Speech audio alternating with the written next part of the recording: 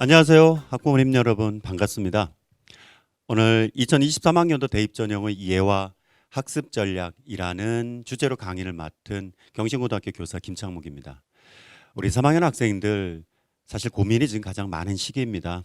3월달 시작되면서 새로운 기분으로 또 1학년, 2학년 때와는 달리 뭔가 좀 다른 생활 태도를 통해서 또 여태까지 꿈꿔왔던 꿈을 이루기 위한 마지막 학년의 시작에 있어서 어깨에 힘 빡 들어가고 많은 계획을 가지고 시작했을 줄 압니다. 근데 모의고사 한번 치고 또 한 달 동안 공부하면서 일부 학생들은 이게 공부하는 게 맞나? 다른 선택이 없을까? 근데 저는 이렇게 여전히 고민하는 친구들이 있지 않을까 싶습니다. 그래서 오늘은 우리 학부모님들과 함께 입시에서 역시 뭐 중요한 거는 시험 결과겠죠. 성적이겠죠. 그렇지만은 성적 말고 어떤 것들을 조금 더 이해하고 어떤 것들을 좀 더 준비하면 좋을까? 이런 것들을 가지고 같이 말씀 나눠볼게요. 먼저 환경이 바뀌는 것부터 먼저 봐야 되지 않을까 싶습니다. 올해 대입 환경은 그렇게 많이 바뀐다고 보기는 어렵습니다. 지난해 올 2월 달에 졸업한 지난해 3학년 같은 경우 사실 너무 혼란스러울 정도로 많이 바뀌었습니다. 수능도 바뀌고 또 학생부 종합전형 평가하는 요 방식도 조금 바뀌고 또 교육과정이 대학에서 평가하는 방식도 좀 달라지고 여러 가지가 혼란스러웠었는데요. 우리 고3 친구들 같은 경우는 전년도 제도가 그대로 거의 그 제도 자체는 거의 유지되고요. 대학별 전형 방법에 있어서 약간의 변화가 있을 뿐입니다. 따라서 우리 올해 고3 친구들 같은 경우는 전년도 입시 결과를 한번 살펴보고 물론 뭐 작년과 올해는 지원 성향이 달라져서 상황이 달라질 수는 있습니다. 그렇지만은 일단은 제도가 그렇게 크게 바뀌지 않았다라고 한다면은 전년도 입시 상황을 한번 훑어보고 그래서 올해는 어떻게 그게 변화될까 이런 것들을 예측하고 거기에 맞춰서 뭔가 조금 준비하는 것도 필요하지 않을까 싶습니다. 그래서 이렇게 전년도 결과를 살펴보고 올해 달라지는 거 살펴보고 그래서 남은 4, 5, 6, 7, 8, 9, 10, 11월까지 요 수능 시험을 치는 그날까지 어떻게 준비할까를 같이 한번 고민해 보도록 하겠습니다. 지난해 수능에서 지난해 입시에서 가장 큰 변화는 역시 통합형 수능이었고요. 이런 통합형 수능은 국어와 수학에서 공통 과목이 75% 그리고 선택 과목이 25% 이렇게 두 개 영역을 나누어서 출제를 하고 점수가 산출돼서 나왔는데요.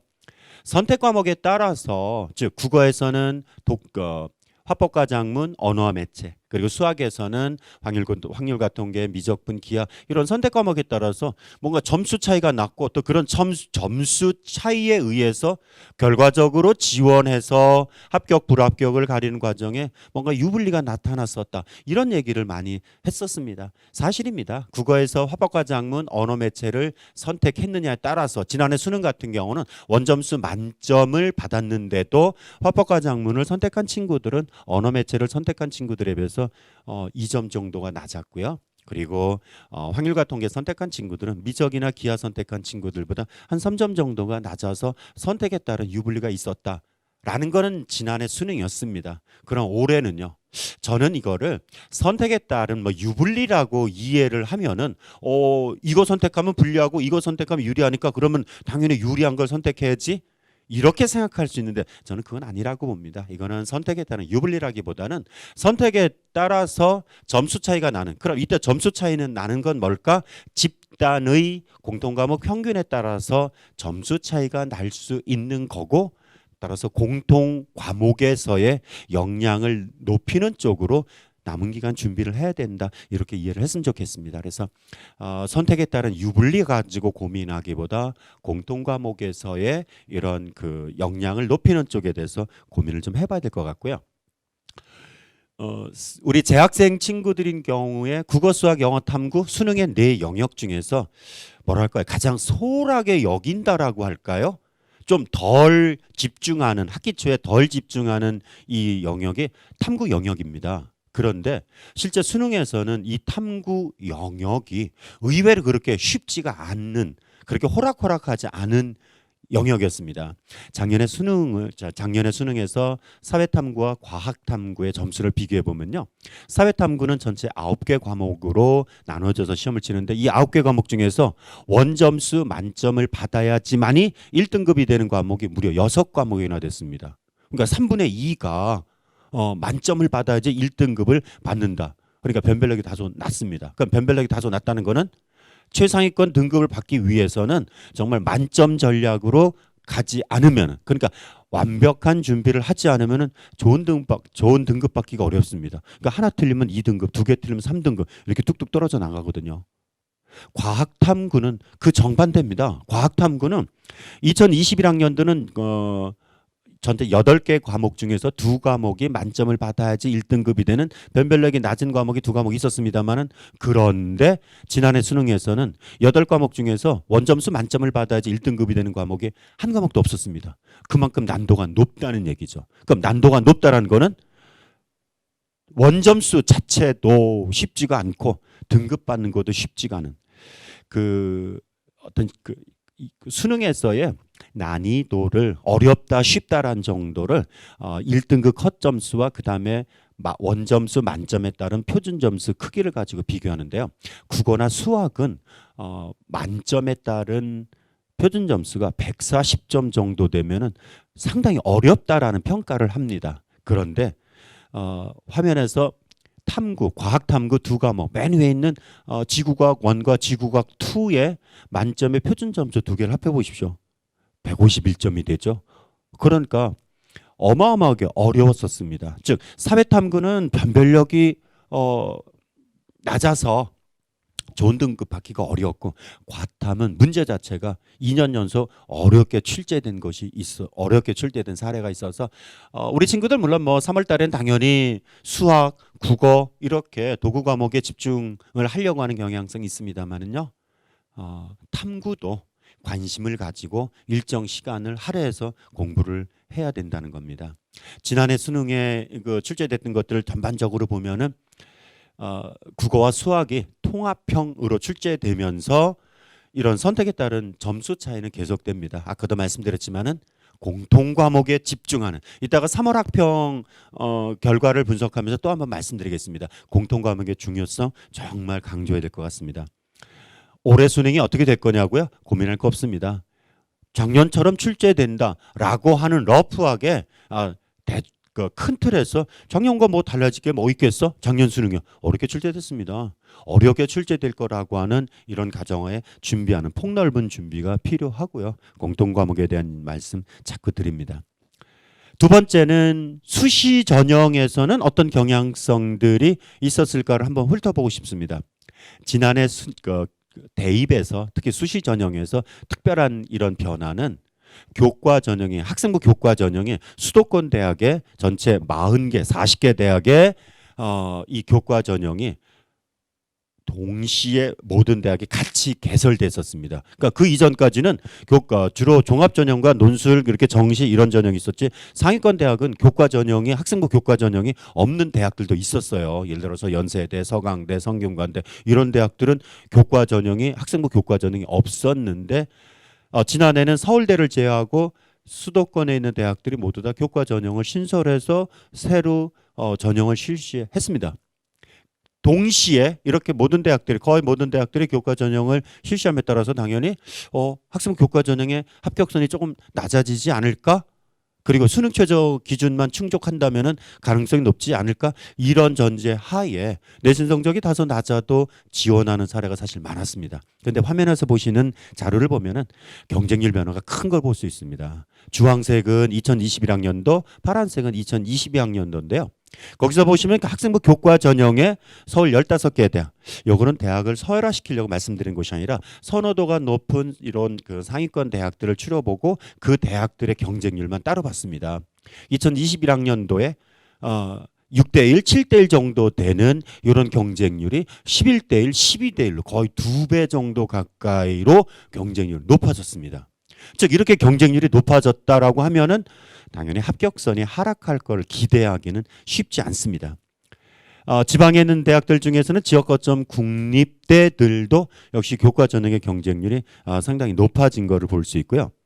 반면에 종합전형은 그렇게 높아졌다라고 보기는 어렵습니다. 근데 화면에서 아니 10.6대 1에서 12.8대 1로 높아졌잖아요. 이렇게 말씀하실 수 있죠. 근데 전년도 모집 인원 변화를 보면은 이런 정도의 경쟁률 상승은 자연스러운 결과로 볼 수도 있습니다. 즉 지난해 모집 인원을 이전 연도와 비교해 보면요, 학생부 종합전형은 17,000명 선발하던 게 13,000명으로 3,700명 줄어서 20% 정도가 줄어들었습니다. 그러니까 20%가 줄어들어서 지원자가 거의 비슷한 수준이라고 한다면 경쟁률이 높아질 수밖에 없는 거죠. 그래서 학생부 종합전형의 경쟁률이 한 2대1 정도 높아진 거는 인원 감소에 의한 이런 경쟁률 상승이라고 볼 수 있는데, 반면에 학생부 교과 전형은 보실까요? 이전 연도에 3,100명 선발하던 거를 5,500명 가까이 선발하는데 경쟁률이 2배 가까이 올라갔다. 이거는 학생부 교과 전형의 비정상적이란 말은 아니겠네요.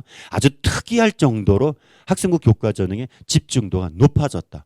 그러니까 이렇게 되면은 조금 쉽게 학생부 종합전형보다는 뭐 3년 동안 고생해서 얻은 이런 학생부 내신 등급을 바탕으로 정량적으로 평가되는 교과 전형에 지원해서 합격을 노리겠다. 이런 태도를 지니고 수시에서 지원하는 사례가 늘어났다라고 하는 겁니다. 이 말씀을 들은 이유는 학생부 교과 전형이 그렇게 만만하지 않다는 얘기입니다. 즉 다른 학생들도 학생부 종합전형에 집중하면서 경쟁률이 높아지고, 그렇다면은 일정 수준의 등급이 아니고서는 어렵다라고 하는 겁니다. 그럼 어떻게 하라고요? 일단은 학생부 종합전형에 대한 준비를 같이 병행하는 것이 필요합니다. 또 한 가지는 학생부 교과 전형에서도 이따 말씀드리겠습니다만, 학생부 교과 전형인데 학생부 종합 전형처럼 서류 평가를 포함하는 대학들이 늘고 있다라고 하는 거죠. 그래서 학생부 교과 전형 그냥 뭐 내신 등급을 정량적으로 반영하는 거니까 다른 거 필요 없이 내신 등급만 좀 관리해서 대학 가겠습니다라는 전략보다는 학생부 교과 전형에 초점을 맞추더라도 학생부 종합 전형을 같이 준비하는, 일단은 폭넓게 준비하는 게 합격 가능성을 높일 수 있습니다. 이 부분이 다시 한번 말씀드릴게요. 그래서 지난해 대입 수시에서는 교과 전형이 이상할 정도로 경쟁률이 높아져서 역시 쉬운 건 아니었네. 그러면 이렇게 전년도 결과를 활용해서 올해 어떻게 지원해야 될까요?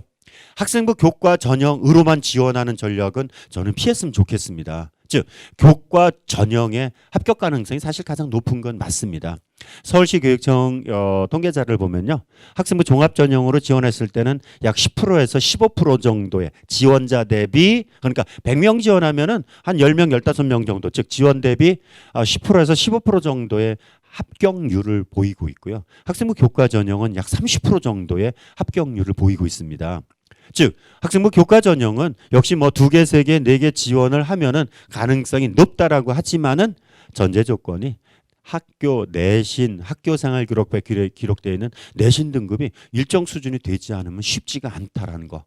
따라서 학생부 교과 전형으로만 준비하는 것보다는 1학년, 2학년 때 학생부 종합전형을 준비해 왔다면, 저는 3학년 때 들어와서 이거 쉽지 않은 것 같아로 방향 틀기보다 학생부 종합전형과 교과전형 같이 준비하는 게 맞을 것 같아요. 교과전형의 경쟁률이 지나치게 높아졌고요. 그리고 올해는 지금 예상이긴 하지만은 자연계 쪽 친구들이 인문계 쪽 모집 단위에 지원할 가능성도 조금 더 늘어났습니다. 이런 경향성들은 작년에 정시 전형에서 아주 두드러지게 나타났거든요. 정시 전형에서 수학에서 미적분, 기하, 요거는 흔히 자연계 쪽 친구들이 선호하는 과목인데요. 또 중상위권 대학의 공학계열, 자연계 모집단에서는 미적기하를 필수로 지정했기 때문에 사실 미적기하 선택하는 친구들 중에 일부는 인문계 쪽 친구들도 있습니다만은 90% 이상은 자연계 쪽 친구들이라고 추정이 되어지거든요. 근데 정시에서 미적기하를 선택한 친구들이 인문계 쪽 모집단으로 대거 이동을 해서 합격을 했습니다. 상위권 대학 중에 서강대나 아니면은 중앙대 같은 경우는요 50%, 60% 정도가 이쪽 미적기하 선택한 친구들이 넘어왔습니다. 결국 인문계 쪽 친구들의 자리가 좁아지게 됩니다.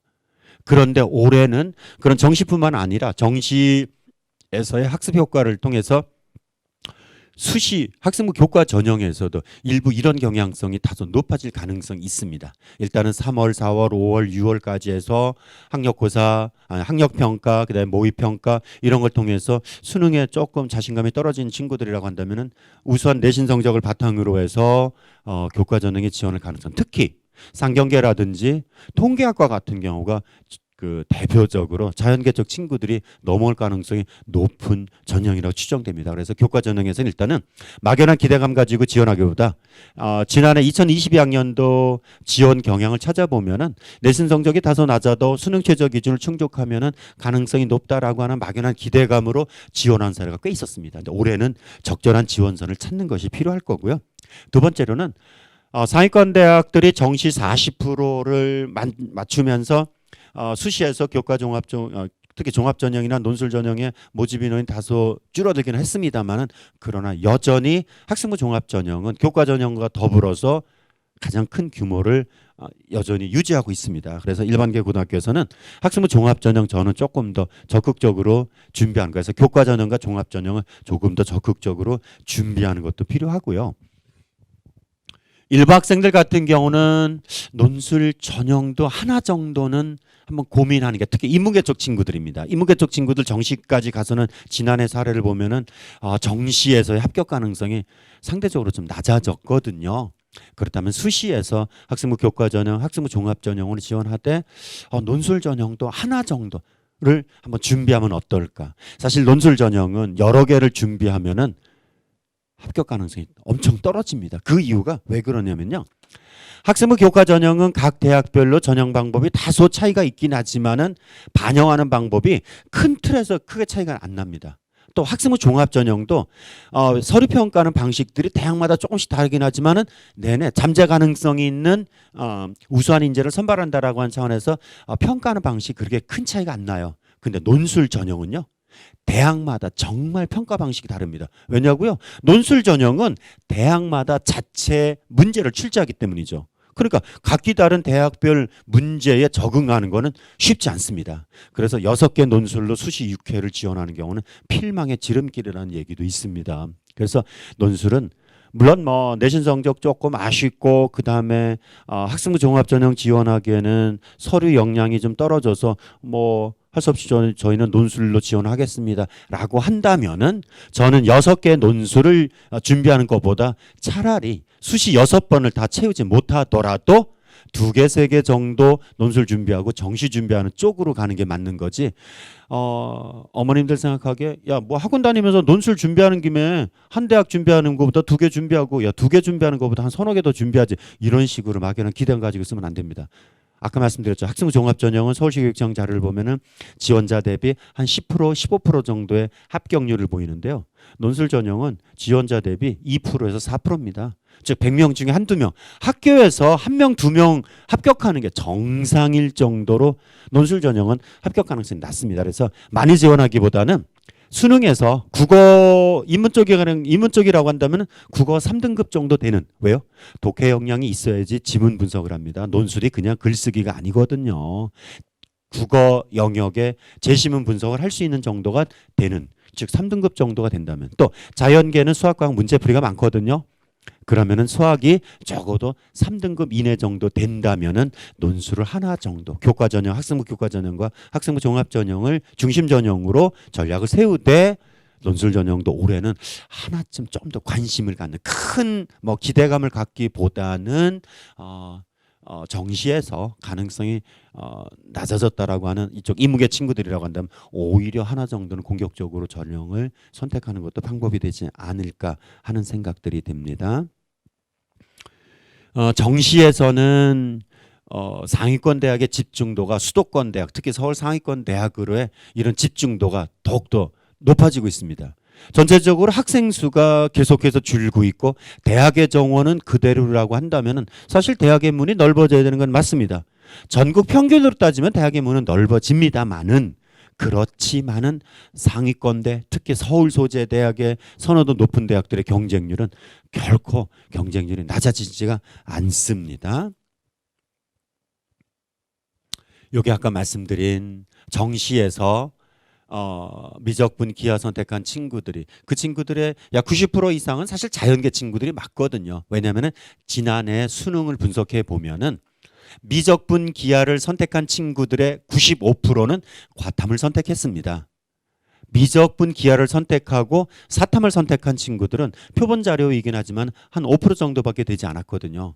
그렇게 따진다면 결국 미적분 기하 선택한 애들은 90% 이상이 자연계다라고 이야기해도 되는데 그 친구들이 인문계 모집단으로 지원한 사례가 엄청 많았습니다. 화면에 보시면은 서강대, 중앙대, 서울시립대 같은 경우가 50% 이상이 인문계 쪽 친구들로 인문계 모집단으로 넘어왔습니다. 어떻게 돼요? 이렇게 되면은 인문계 쪽 친구들의 수능 경쟁력은 당연히 낮아질 수밖에 없고 당연히 합격 가능성이 떨어질 수밖에 없고 그럼 이쪽 인문계 친구들이 간다면 저는 정시보다는 수시 쪽에 집중하는 것이 더 효율적일 수 있습니다.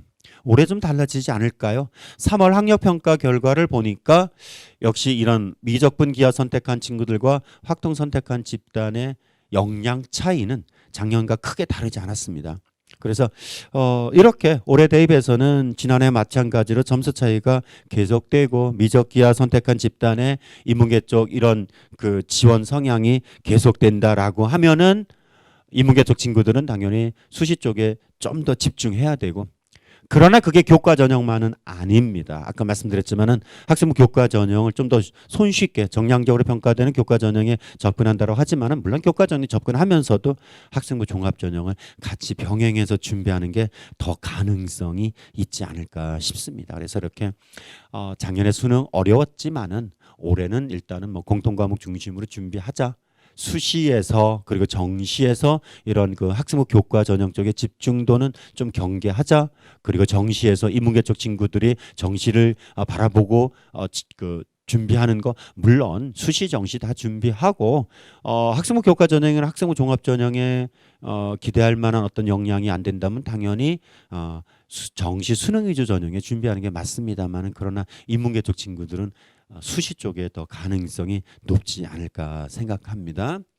이번에는 뭐 지난해 얘기가 아니라 그럼 올해는 뭐가 어떻게 달라져요? 사실 저는 이 부분은 그렇게 크게 강조하고 싶지는 않습니다. 왜냐하면요.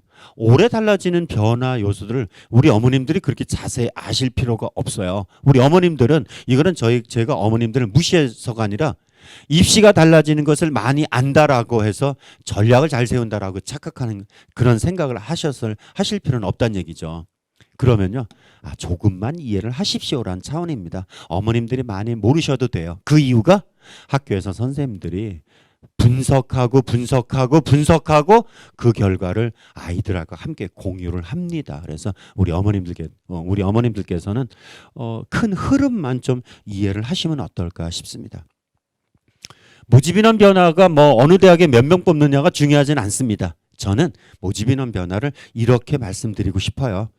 지난해와 올해 모집인원 차이가 그렇게 크지 않겠네. 그게 뭔 의미일까요? 대학의 선발 인원이 따로 있죠. 그리고 아이들이 지원하는 것들이 있죠. 즉 선발과 이 모집 인원이 마주치면은 발생하는 현상이 바로 경쟁률입니다. 그러면은 대학의 모집 인원은 지난해보다 조금 늘었어요. 선발 인원이 좀 늘었습니다. 지난해 33만 6천 명이 33만 9천 명. 사실 별 의미는 없습니다. 35만 명 정도 되네요. 큰 차이는 없어요. 근데 수험생은 한 5, 6천 명 정도는 좀 줄어들었습니다. 학령 인구 감소가 돼서. 근데 재학생이나 반수생이 좀 늘어날 가능성이 있죠. 이렇게 되면은 전년도와 크게 다르지 않다. 그러면 경쟁하는 이런 정도도 지난해와 크게 다르지 않다. 뭐 이렇게 이해를 하시라는 거고요. 이제부터 강조할 것은 수능을 먼저 말씀드릴게요. 수시에서 수능 최저 기준은 합격의 제1 요소가 됩니다. 즉 수능 최저 기준이라고 하는 거는 학생부 교과 전형, 학생부 종합 전형, 논술 전형 이렇게 각기 다른 전형 요소를 활용하는 전형에서 수능 성적은 요 정도 되어야 돼라는 일종의 가이드라인, 등급 수준입니다. 근데 이게 왜 필요하냐고요? 화면에서 그림을 보시면은요. 왼쪽 그림은 이 집단 속에서 빨간색으로 표시된 게 나라고 생각할 때 이 집단 속에서 내가 혼자 선발돼야 된다고 하면은 경쟁 상대가 엄청나죠. 근데 수능 최저 못 맞춘 애들 빼버리고 오른쪽에 실질 경쟁률을 보면은 와우, 널널해졌죠? 결국 이게 수능 최저 기준입니다. 즉 수능 최저 기준에 못 맞추는 비율이 대략 한 40%, 60% 정도, 절반 정도가 된다고 생각하셔도 됩니다. 그러면은 최초 경쟁률의 절반 정도가 수능 최저 못 맞춰서 떨어져 나가면은 최초 지원자 대비 수능 최저 기준을 충족하면 일단은 합격 가능성이 2배 가까이 올라간다. 이렇게 생각하시면 됩니다. 그러면 그 수능 최저 기준이 어느 정도 되냐고요?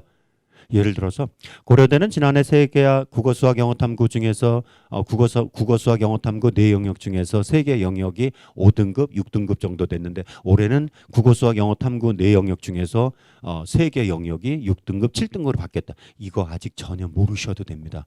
어떻게 기억하시면 돼요? 이 정도만 기억하시면 됩니다. 국어 수학 영어 탐구 중에서 2등급 2개 돼? 아니면은 3등급 2개는 되니?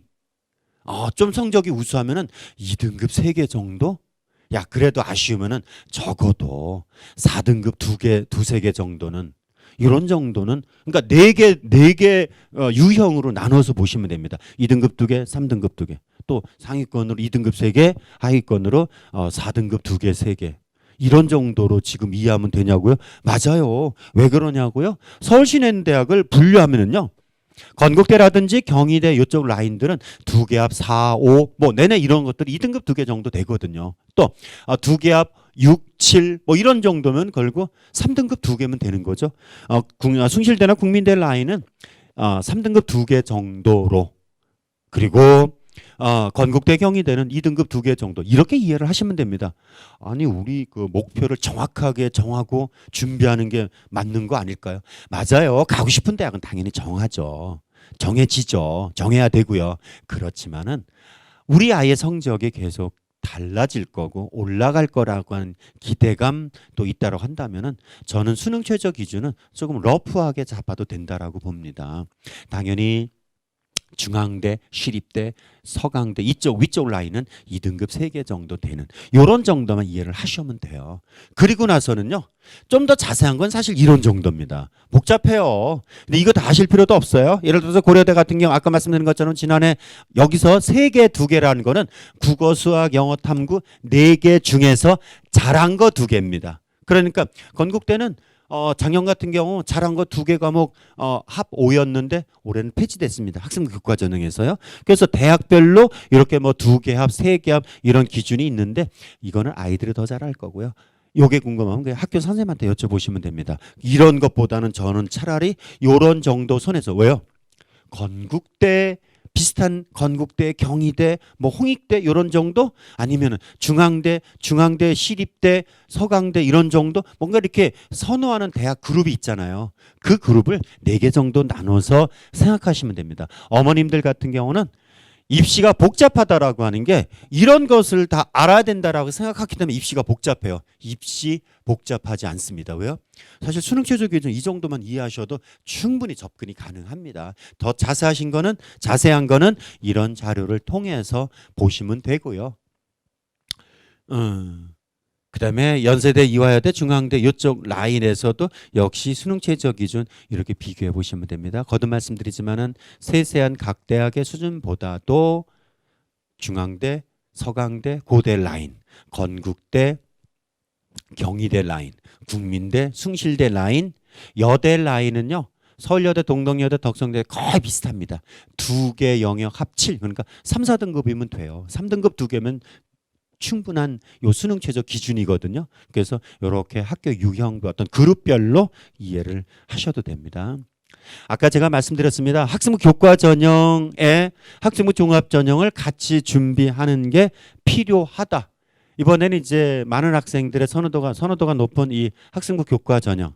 근데 수도권 대학에서는 서울, 인천, 경기에서는 학생부 교과 전형이 학교장 추천 전형 방식으로 진행됩니다. 지역균형 전형이라 해서 그게 교육부에서 사회통합 전형으로 지역 있는 학생들을 골고루 뭐 배려한다 이런 출발은 그런 거지만은요. 사실 뭐 지역 학생들을 배려하는 이런 의미는 없고 교과 학생부 교과 전형으로 전체 모집 인원의 10% 이상을 선발한다라고 하는 게 바로 지역균형 전형 내지는 학교장 추천 전형 내지는 학생부 교과 전형 수도권 대학의 한정지면 같은 말이 됩니다. 근데 여기에 정성평가가 확대되고 있습니다. 일단 서울의 선호도가 높은 15개 대학 기준으로 대학의 이런 학생부 교과 전형, 지역균형 전형을 분류를 하면은요. 이렇게 4가지 유형으로 나눠볼 수 있습니다. 첫 번째는요. 4개 대학을요. 가로축과 세로축으로 나눠서 가로축은 그 학생부 교과 전형이니까 당연히 교과 중심으로 전형을 하는데 교과 이외의 다른 요소가 있다 없다로 즉 가로축 아래쪽은 그냥 교과 100으로 가로축 위쪽은 교과 말고 그럼 교과 말고 뭐가 있을까요? 면접이라든지 아니면은 서류 평가라든지 이런 게 포함되는 전형이 있습니다. 그 다음에 세로축을 기준으로 세로축 오른쪽은 수능에 영향이 있는 즉 수능 최저 기준이 적용되는 대학 왼쪽은 수능 최저 기준이 적용되지 않는 대학입니다. 그러면은 이렇게 된 대학들을 이렇게 분류를 했을 때 한양대는요. 수능 최저 기준도 없다. 그 다음에 교과 이외에 다른 요소 반영이 없다. 정말 심플한 전형을 실시하는 대학이 한양대입니다. 한양대 접근이 쉽겠죠. 뭐 수능 최저도 없고 뭐 그 서류 평가도 없고 면접도 없는데 그렇다면은 학생들의 선호가 높겠죠. 왜요? 뭔가 좀 단순하잖아요. 그러니까 내가 단순하다고 느낀다면은 나의 경쟁 상대인 옆에 친구도 단순하다고 느껴서 선호도가 높습니다. 따라서 이런 대학의 전형의 합격선은요. 높을까요? 낮을까요? 당연히 높습니다. 그러니까 뭔가 너저분하게 뭐 면접도 있고 수능 최저도 있고 뭔가 있는 전형. 예를 들어서 이런 대학들입니다. 거기 좀 줄이 깨졌네요. 고려대, 성균관대, 경희대입니다.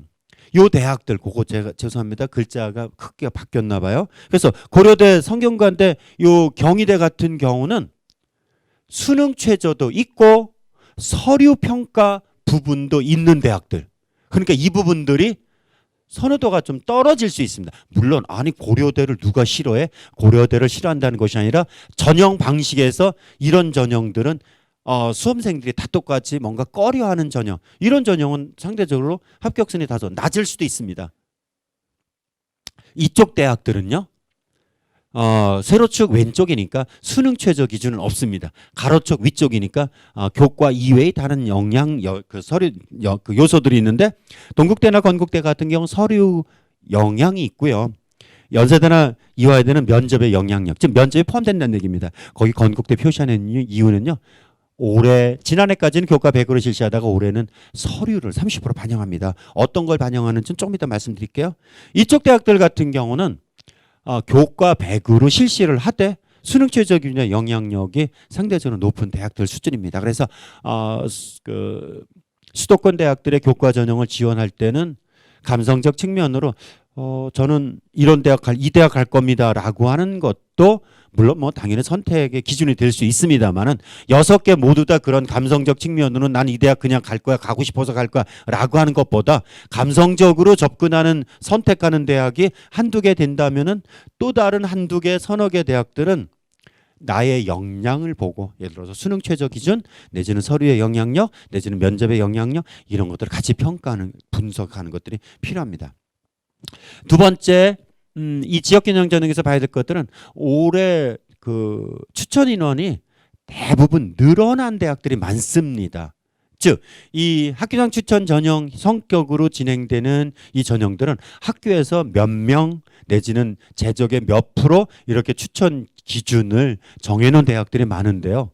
그 기준이 완화돼서 추천 인원들이 많아집니다. 추천 인원이 많아진다면 예를 들어서 서울시립대는 작년에 각 학교에서 4명을 추천할 수 있었는데 이번에는 8명, 2배로 늘었고요. 중앙대 같은 경우는 10명 추천 인원이 20명으로 늘었습니다. 사실 뭐 일반계 고등학교에서 20명 추천 인원을 채우기는 쉽지는 않아 보입니다. 그럼 어쨌든 이렇게 그 추천 인원이 많아진다라고 하는 것은 그만큼 지원자 풀이 커지고 확대되고 그럼에 따라서 경쟁률 높아지면서 합격선은 다소 올라갈 수 있는 가능성이 있습니다. 그러니까 뭐 경쟁률 그렇게 높지 않을까 내지는 합격 가능성 더 떨어질 수도 있어. 이런 가능성은 상대적으로 낮을 수 있습니다. 그래서 교과 전형 아까 말씀드리지만은 그렇게 쉽게 접근하는 거 아니라고 봅니다. 학습은 교과 전형인 경우는 교과를 대부분 정량적으로 반영하는데 반영하는 방법들은 국어, 수학, 영어, 사회, 과학 전부 다 반영하는 경우도 있고 국영수사, 국영수가 이렇게 선택적으로 반영. 그래서 경희대 같은 경우는 국영수사 내지는 자연계는 국영수과 슬러시는 선택입니다. 이렇게 반영하는 대학들도 있어서 그렇고요. 이제 세 번째로는 아까 말씀드린 게 학습은 교과 전형인데 서류 평가를 반영하는 대학들 아까 5개 대학이 있었습니다. 수도권 대학에서 즉 한양대 등 대부분의 대학들은 약 70% 정도는 교과 100으로 선발합니다. 그리고 서강대나 중앙대 같은 경우는 출결 10% 들어갑니다만은 우리 학부모님들의 자녀를 생각해 보십시오. 무단결석 없죠? 그러니까 무단결석 없으면 이 출결 점수 10점은 다 만점으로 처리가 됩니다. 따라서 출결 10%는 별로 변별 요소가 되지 못하죠. 그러면은 바로 서류평가이거나 면접이거나 근데 그중에서 서류평가에 관련해서 말씀드릴게요. 건국대, 경희대, 고려대, 동국대, 성균관대 같은 경우는 동국대 같은 경우는 학생부 종합전형 같은 완전한 서류평가 방식 그래서 동국대 같은 경우는 교과전형이라고 하지만은 학생부 종합전형과 다르지 않은 평가를 방식을 합니다. 성균관대 같은 경우는 진로선택 과목이나 전문교과만 사실 전문교과는 뭐 어차피 한두 개 과목 정도가 있을 거고요. 진로선택 과목은 좀 3학년 같은 게 좀 많은 편이죠. 이런 진로선택 과목이나 아니면 전문교과의 수업 시간의 교과 활동을 주로 평가하고요. 건국대와 경희대가 올해 새롭게 서류평가를 포함시켰습니다. 수업 시간에 있었던 교과 활동을 중심으로 평가합니다. 그러면요. 건국대나 경희대 뭐 안 가면 되지. 그거는 쉽지 않습니다. 왜냐하면 건국대나 경희대는 학생들의 선호도가 높을 수밖에 없는 게 선호도가 높은 이쪽 위쪽부터 했을 때 최상위권 대학에서 내려오다 보면 건국대, 경희대 라인이 수시 6번의 기회 중에 거의 끝자락에 걸리고요. 또 중하위권에서 지원하는 친구들도 좀 상향 지원해서 쓴다 그러면은 꼭대기 쪽으로 건국대, 경희대가 걸려요. 건국대, 경희대가 상대적으로 경쟁률이 가장 높은 이런 유형 이런 그 축에 속하는 대학이거든요. 그러니까 비교하기 쉽지 않습니다. 따라서 교과 전형으로 준비하는 친구들도 최소한 3학년 때 수업 시간만큼은 수업 시간에 충실해서 학교 생활 기록부에 기록되어지는 이런 교과세부 능력 특기사항에 기록되어지는 내용들이 조금 더 탄탄하게 기록될 수 있도록 마지막까지 준비하는 것이 꼭 필요하고요. 3학년 때 배우는 진로선택 과목들도 평가를 점점 확대하고 있습니다. 예를 들어서 지난해 같은 경우에 광운대, 서울시립대, 이화여대, 인하대 이런 대학들은 진로선택 과목을 아예 반영 안 했습니다.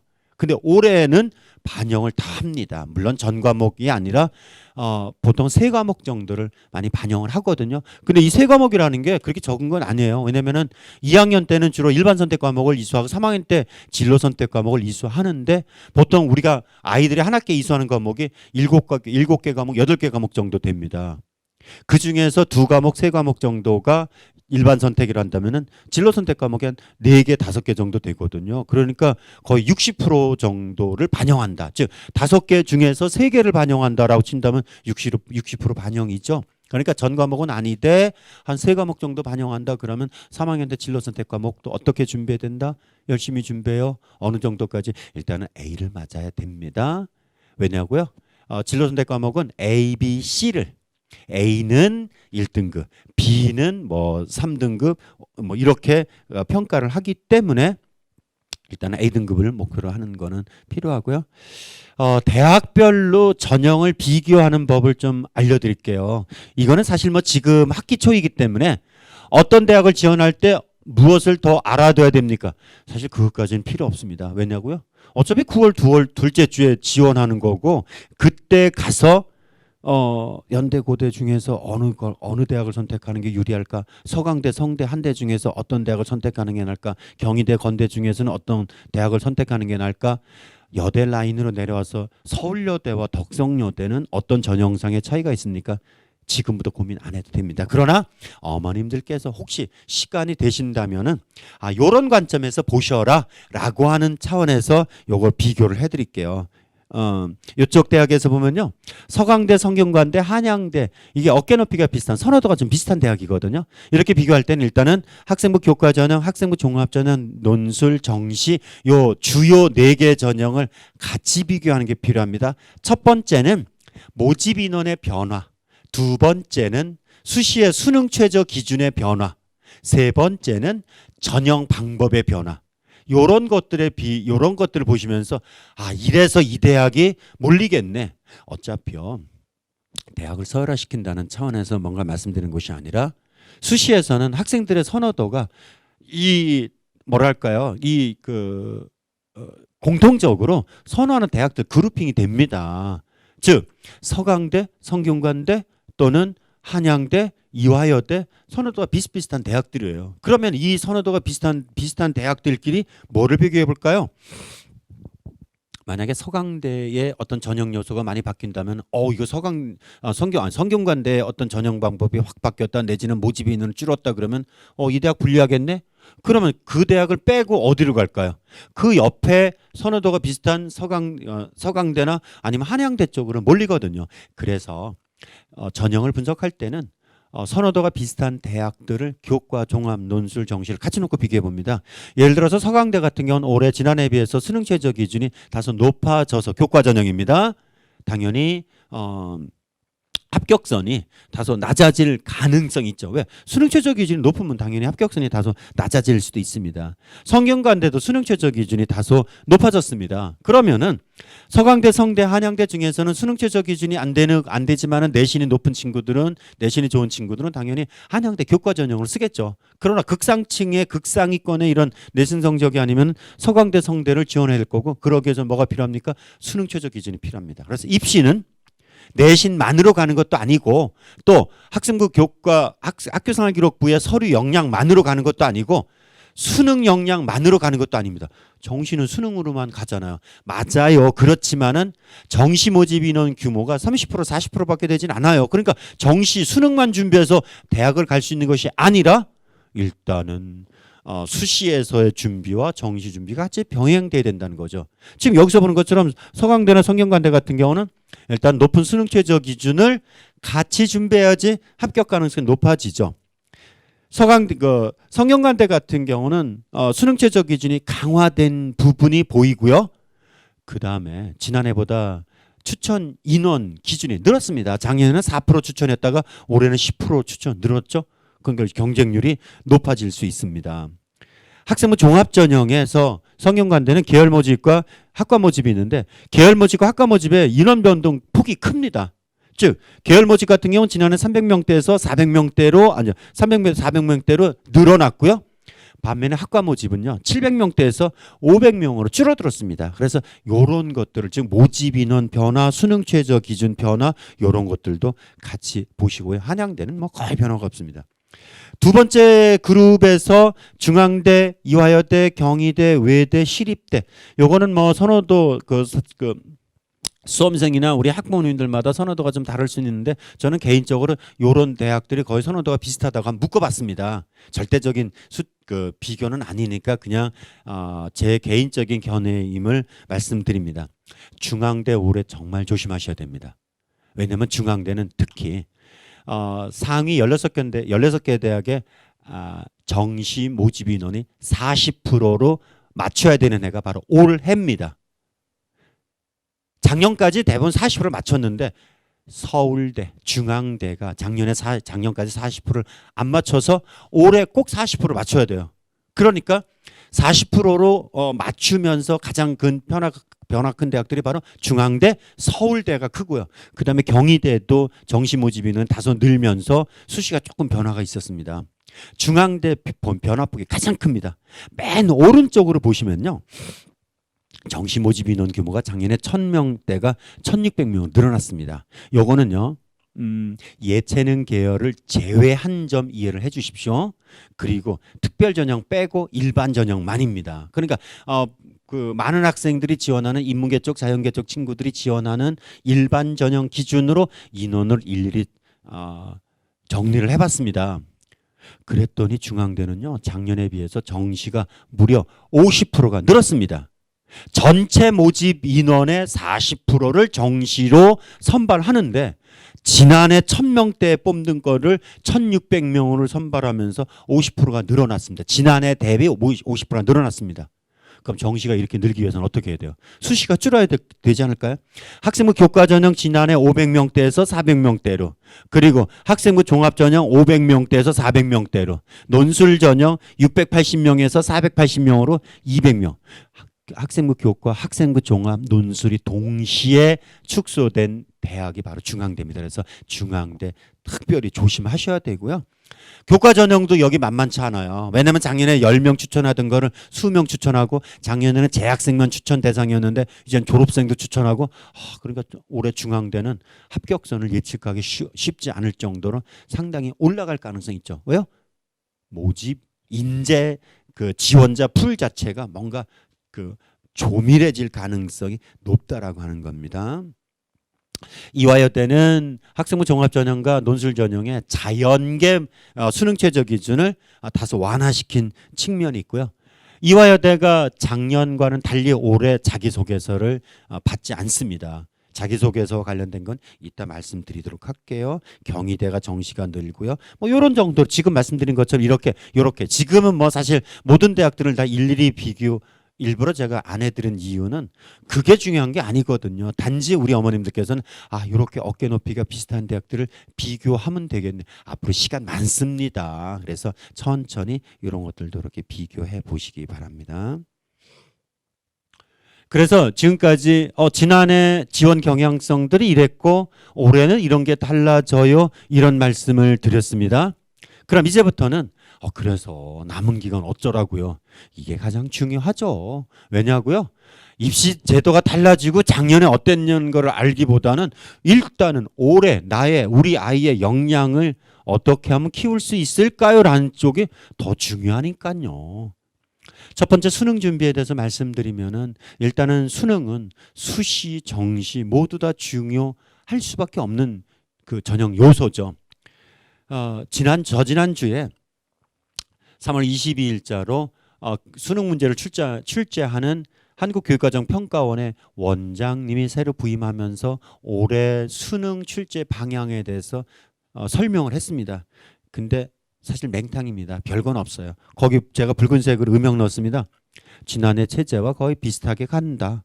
그 다음에 작년에 생명과학 2가 사실 그 문제 출제 오류 여부를 간이를 하고 법원까지 갔었고 일주일 만에 다시 성적표가 나오는 이런 사태가 있어서 뭐 2심사 지도를 개선해서 이런 오류 논란이 없도록 하겠다. 당연한 얘기 아닌가요? 지난해와 크게 다르지 않을 것이다라고 추정할 수 있고, 또 수학 같은 경우는 확률과 통계 점수 차이가 미적보다는 확실히 떨어질 거라고 하는 거는 불리할 거라고 하는 거, 난이도가 어쩔 거라고 하는 얘기에서는 그렇게 크게 언급한 내용이 없다는 점, 이렇게 본다면은 지난해와 크게 다르지 않겠네 라고 한다면 일단은 수능에서 우리 2학년 때 배웠던 범위가 대부분입니다. 국어에서 독서문학, 수학에서 수일 수위가 70% 출제되는데요.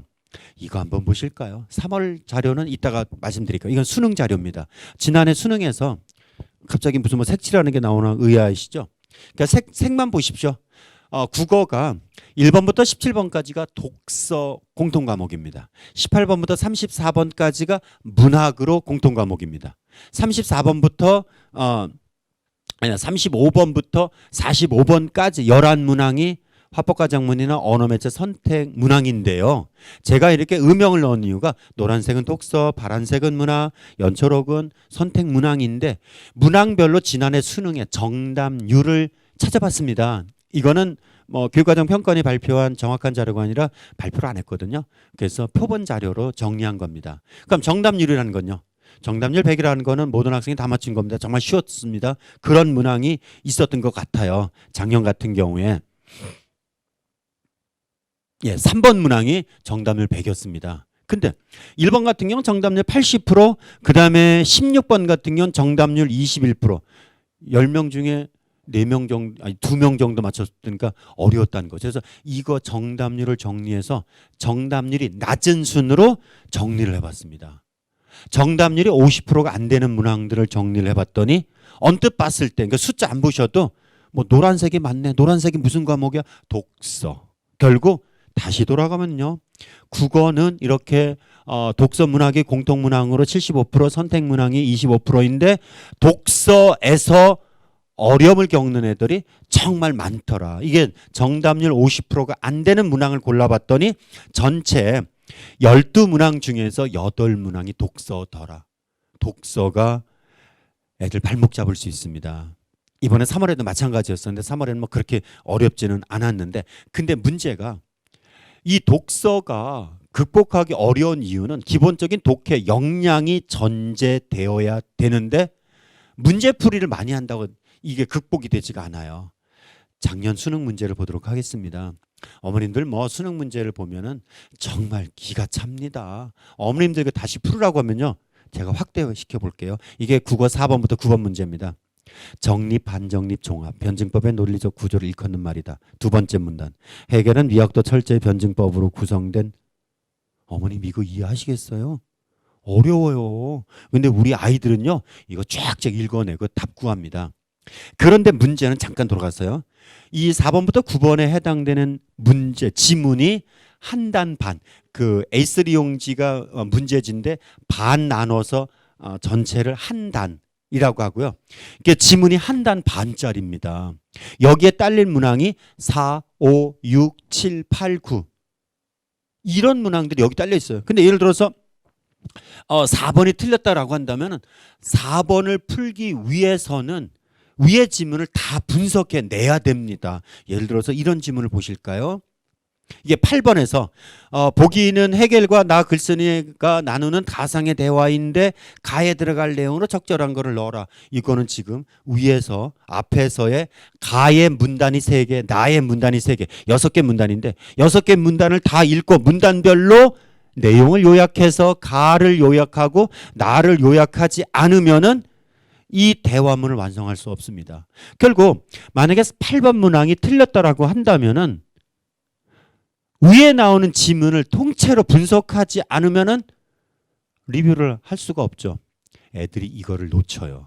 즉 당연히 오답 정리해야 된다라고 하는데 애들은 예를 들어서 영어나 수학 같은 경우 영어도 뭐 뒤에 장문 독해가 있습니다만은 단문 독해가 대부분이거든요. 그러니까 문단 읽고 답 구하고 그래서 밑줄친 부분에 빈것 들어갈 말로 적절한 거 내지는 윗글의 내용으로 적절한 주제로 적절한 거 이렇게 문단별로 문단을 이해하면은 문제를 풀 수 있는 게 대부분인데 이거는 장문입니다. 지문 하나에 문제가 4개, 5개, 6개 나오니까 아이들이 정리를 거의 안 합니다.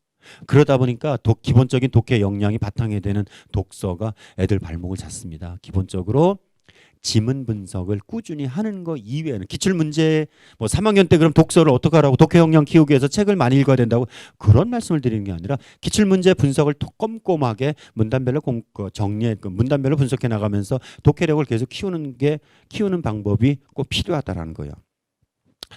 수학은 피해가는 장애물이 아닙니다. 이제는 넘어야 되는 장애물입니다. 화면에 보이는 거는 여학생들의 수학에서의 이런 역량이 상대적으로 더 떨어집니다.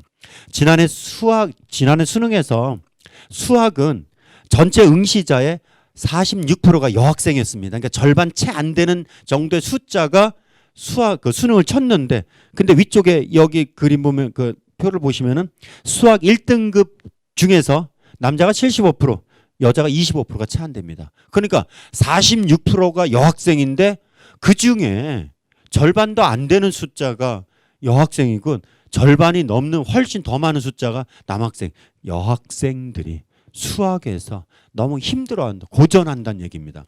물론 남학생보다 여학생들이 수학이나 과학에서 수학이나 과학을 좀 덜 선호하고 성적이 좀 덜 나올 수 있다. 뭐 일반적으로 이렇게 퉁쳐서 크게 말씀하는 경우가 있는데요. 작년에 수능의 사례를 보면은 여학생들이 너무 힘들어했습니다. 근데 말씀드리지만요, 결코 수학은 피해 갈 수가 없습니다. 2년 전까지는요, 수학 가형, 자연계 수학을 하다가 너무 어려워요라고 한다면 나형으로 가서 좀 더 쉽게 접근할 수가 있었습니다. 수학 가형에서 3등급, 4등급 받는 친구들이 나형으로 가면 2등급 정도는 보통 받았거든요. 이제는 통합형 수능이다 보니까 피해갈 방법이 없습니다. 그리고 중상위권 대학들에서는 수학을 반영 안 하는 대학이 없습니다. 정시에서. 그래서 어쨌든 수학은 당당하게 맞서서 넘어야 되는 과목입니다. 영어가 절대평가죠. 아시죠? 근데 이게 절대평가스럽지가 않아요. 절대평가라고 한다면은 뭐 다른 국어나 수학에 비해서 좀 덜해도 등급 나오는 거 아니야? 안 나오더라고요. 근데 지난해 수능에서는 1등급은 그렇게 안 나왔지만은 2등급, 3등급은 뭐 기대했던 것보다 더 잘 나왔습니다. 즉 영어 1등급은 작년에 이전 연도보다 확실히 줄었습니다만은 2등급, 3등급 숫자가 확 늘었습니다. 이거는요. 국어 수학에 비해서 영어는 역시 등급 받기는 쉽습니다. 그러니까 절대평가련이라고 하는 생각보다 일단은 수시에서 수능 최저 기준을 충족하기 위해서라면은 영어부터 잡고 가야지 수능 최저 충족할 수 있는 도구가 됩니다. 지난해 난이도를 비교해 보면요. 인문계 쪽 기준으로 보면 수학이 가장 어려웠고 점수 따기 어려웠고 그다음에 국어가 어려웠습니다. 그럼 남는 게 영어하고 탐구거든요. 탐구 수능 최저 기준으로 하나 반영한다 그러면은 영어가 뒷받침되지 않으면은 쉽지 않았죠. 그러니까 두 개 영역 합삽 내지는 2등급 2개 내지는 2개 합 6, 7 이렇게 두 개를 활용하는 수능 최저 기준이라고 한다면 영어와 탐구 가지고도 국어 수학을 못 봤어도 영어와 탐구로 넘을 수 있었는데 영어마저 안 됐다면 여기 보시면요. 2등급과 3등급 합친 숫자가 전체 46%. 절반 가까이 되죠. 그러니까 적어도 2등급, 3등급은 비껴가서는 안 된다는 말씀드리고요.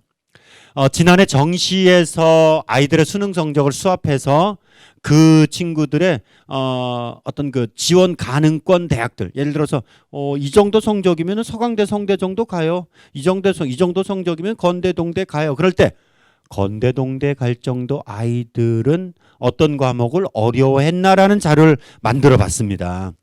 작년에 자연계 쪽에서 서강대, 성대, 한양대 쪽 지원하기 위해서는 정시에서 표준점수 한 390점 정도가 필요했는데요. 그 390점 받은 아이들은 이거는 서울시교육청에서 약 12만 건 데이터를 수합을 해서 390점 맞은 아이들의 등급이 어느 정도 돼요? 그러니까 평균 등급을 따져보니까 1.9등급인데 그 중에서 국어와 탐구의 자연계입니다. 국어와 탐구의 등급이 상대적으로 더 낮았습니다. 인문계 쪽에서는 수학과 국어 등급이 낮았고요. 이런 현상들은 그 아래쪽에 건국대, 동국대, 홍익대 라인을 지원하는 경우도 역시 마찬가지로 자연계 쪽에서는 탐구와 국어의 점수 등급이 낮았고 인문계 쪽에서는 수학과 국어의 등급이 낮았습니다. 결과적으로 이렇게 정리할 수가 있겠죠. 성적대별로 등급이 낮은 과목이 있는데 좀 두드러지는 과목이 있었는데 결국 등급이 낮다는 거는 성적 내기 어려웠다는 거고 바로 그런 과목의 변별력이 크다. 그런 과목에서 내가 조금이라도 점수를 잘 받을 수 있었다면 상대적으로 역량을 더 보일 수 있었다. 이렇게 정리할 수가 있겠죠. 그게 바로 인문계 쪽에서는요. 역시 수학이 어려웠고 국어가 어려웠습니다. 자연계 쪽에서는 탐구가 어려웠고 그다음에 국어가 어려웠습니다. 해마다 시험의 난이도에 따라서 조금 달라질 수는 있습니다. 그렇죠? 좀 더 쉽게 나오고 어렵게 나니까. 그런데 공통적으로 이런 것들이 작년에는 보였더라. 올해 어떻게 날지 모르지만은 그래도 일단은 이런 것들은 조금 더 한번 관심을 갖고 한번 좀 더 봤으면 좋겠습니다. 자, 이번에는 이제 구체적으로 지난해 수능 말고 올해 3월달 학평은 어땠나요? 라는 것들을 한번 같이 비교를 해보도록 하겠습니다. 3월달 학평의 결과는 사실은 저는 그렇게 결과에 큰 무게를 두실 필요는 없다라고 말씀드립니다. 왜냐하면 3월달 학평은 첫 번째, 수험생이 다 들어오지 않았다. 졸업생이 안 들어온 거 말고 이번에는 코로나19 오미크론 때문에 재택에 집에서 응시한 애들이 꽤 돼요. 물론 뭐 정확하게 채점 결과가 3주 후에 나와봐야 알겠습니다만은 최소 5%에서 10% 정도는 응시를 안 한 것 같더라고요. 두 번째는 시험 범위가 수능 시험 범위보다 못 미칩니다. 즉 범위가 제대로 된 범위가 아니에요. 자연계 같은 경우 과탐 2 과목이 없었습니다. 그럼 과탐 2를 치려고 한 애들이 다 1을 쳤으니까 이게 제대로 평가가 되는 게 아니고 수학도 확률과 통계 미적 기하 이런 시험 범위가 전범위가 아니었기 때문에 전범위가 아닌 이 3월 학평을 가지고 점수에 연연할 필요는 없습니다. 그러나 그래도 큰 틀에서 비교를 해보겠습니다. 먼저 등급 기준 점수를 1등급, 2등급, 3등급의 기준 원점수를 이렇게 입시사마다 발표한 거를 정리를 해봤는데 복잡하시죠? 안 보셔도 됩니다. 이렇게 1등급 기준 점수가 화법과 작문은 90점, 91.2점 정도에서 그 다음에 언어 매체는 88, 9 정도에서 그러니까 언어 매체 원점수가 낮아도 1등급을 받을 수 있다라고 한다면 언어 매체가 2, 3점 정도 유리하다라고 본다면요. 일단은 1등급 컨점수가 90점 정도 안팎이라고 그러면은 비교적 평이한 조금 쉬운 쪽의 수능이었다라고 볼 수 있습니다. 선택 과목에 따라서 한 3점 정도 차이 난 거는 지난해 수능과 비슷하게 나왔다. 수학도 역시 확률과 통계, 미적, 기하 이렇게 1등급, 2등급, 3등급 기준 점수를 찾아보시는데 복잡해요. 확률과 통계는 80점대 초반, 미적분은 70점대 중후반 정도에서 상당히 난도가 높은 겁니다. 아까 국어가 100점 만점 중에서 90점 정도에서 1등급이 형성됐다라고 하는데 여기 수학 같은 경우는 80점 내지는 70점대 후반 여기서 1등급이 형성됐다고 그러면 체감 난이도가 높았다, 어려웠다라고 하는 거고 이 선택 과목에 따른 이런 유분리는 역시 나타났습니다. 요거는 뭐 없고요. 요거는 한번 보시죠. 요거는 그 교사들의 단체에서 서울중등지도연구회라는 단체에서 작년부터 이렇게 수능 분석을 하는데요. 전국의 고등학교에서 약 2만 건 정도의 표본 자료를 수합해서 분석을 합니다. 거기는 일반계고, 자사고 이런 그 일부 외고까지 해서 비교적 골고루 그 학생들이 이렇게 섞여 있는 집단의 성적을 작년부터 분석을 해오고 있는데요. 전국에 한 2만 명 정도 되는 수험생의 데이터를 가지고 분석을 해봤습니다. 그랬더니 수학 보십시오. 수학 1, 2가 공통과목이고 확률과 통계, 미적, 기하가 선택이라고 그랬죠. 아시죠? 우리 어머님도 이제는 그 정도는 아시죠? 그런데 확률과 통계 선택한 아이들의 이 공통과목의 평균은 20점이고 미적분 선택한 아이들의 공통과목 평균은 40점입니다. 이게 바로 큰 문제입니다. 이런 상태라고 한다면은 지난해 수능과 이런 것 크게 다르지 않게 선택에 따른 유불리가 나타날 수 있습니다. 즉 선택 과목의 평균 차이는 크지 않아요. 확률과 통계 선택한 아이들의 선택 과목 평균이 8.9점, 그러니까 9점 정도가 되는데 미적분 선택한 아이들의 선택 과목 평균은 12.9, 한 3점 정도 차이가 나죠. 그런데 선택 과목의 차이는 3점 차이 나는데 공통 과목의 평균 차이가 20점 차이 난다. 결국 공통 과목을 잡지 않으면 수학 등급 어렵다. 또 선택을 잘못해서 수학 점수가 안 나온다? 아닙니다. 선택에 따른 차이는 그렇게 크지 않아요. 오히려 공통 과목에서. 그러니까 확률과 통계 선택한 친구거나 아니면 미적분 선택한 친구거나 공통 과목은 수의에서 똑같이 시험을 쳐요. 75%입니다. 결국 확률과 통계를 선택해서 분류한 것이 아니라 물론 선택 집단의 공통 과목 평균이 높으면은 이 선택 과목의 점수가 더 올라가는 조정 점수라는 게 산출 과정에서 포함되기 때문에 집단의 공통 과목 평균이 높아야지 점수가 유리한 건 맞습니다. 그렇지만은 집단별 공통 과목의 평균 차이가 이렇게 나는 건 내가 일단은 집단의 평균 말고 나 개인의 이 공통 과목의 점수가 중요하다라고 하는 것을 말씀드릴 수 있습니다. 언어 매체는 국어는 언어 매체 화법과 작문 중에서는 언어 매체 선택자들이 올해 좀 성적이 좋지 않나라는 생각을 합니다. 거듭 말씀드리지만 3월 학평 결과는 점수에 연연하기보다 이걸 어떻게 활용할까가 중요합니다. 나름대로 이렇게 분류해봤습니다. 수험생들 중에서 점수에 집착해서 시험 결과 가지고 뭐 억울해요 정말 이렇게 울고 실망하고 그러면서 답안지 확 찢어버린 학생 하수입니다. 중수는요. 시험 보고 뭐 오답노트 정리해야지 꼼꼼하게 오답노트 정리합니다. 그러나 필요 없습니다. 3월 거는. 왜냐고요? 6월 모의평가와 9월 모의평가는 꼼꼼하게 오답노트 정리하는 것이 필요합니다. 근데 3월은 수능하고 상관없어요. 어차피 출제진이 전혀 다릅니다. 그럼 어쩌라고요? 틀린 문항 다시 한번 풀어보는 정도지 그렇게 뭐 오답 노트까지 할 필요 없습니다. 그러니까 억지로 오답 노트 정리한다는 이런 친구들보다는 오히려 이거 틀렸네? 이거 내가 왜 틀렸어? 쿨하게 다시 점검해보고 다음 달 모의고사 이런 실수 반복하지 않도록 하겠다. 저는 개인적으로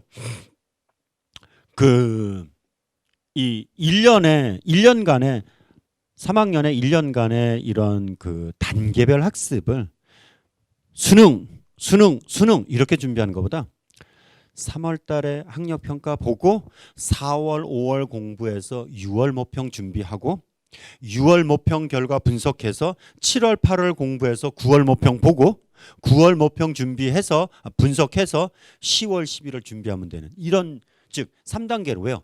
수능을 주관하는 교육과정평가원에 실시하는 모의고사가 6월 모평, 9월 모평. 올해는 9월 모평이 8월 31일 날 시험을 치게 됩니다. 그러니까 6월, 8월 말, 그 다음에 11월 이렇게 3단계로 나누어서 바로 모의고사든 학력평가든 모평이든 학평이든 일단 리뷰하는 것이 중요하고 점수에 연연하기보다 왜 틀렸지를 꼼꼼하게 훑어보는 이게 바로 수능을 준비하는 고수의 수험생의 모습이라고 생각합니다.